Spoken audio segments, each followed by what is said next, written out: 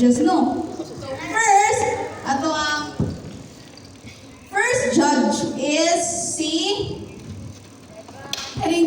cute nga nakatubangan si Ate Cristel.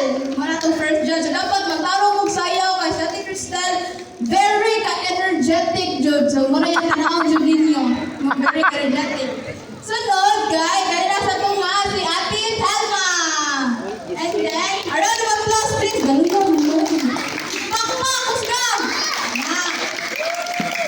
At the third judges, no, judge, guys.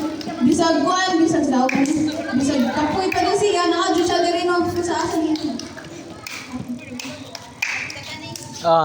Third judge is si Ate Stephanie. A round of applause. Let's go. So before that, ako sa announce ang ato ang criteria for judging. So for dancing, paminaw. For dancing, 30% showmanship or energy and confidence.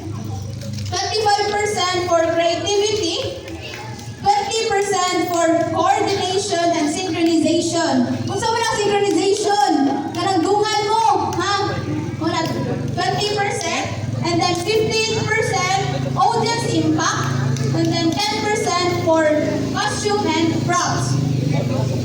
So for singing, 30% voice tone, 25% song interpretation with feelings and emotions, 20% pronunciation and diction, 15% audience impact, and 10% voice clarity. So, mana ito ang criteria for judging.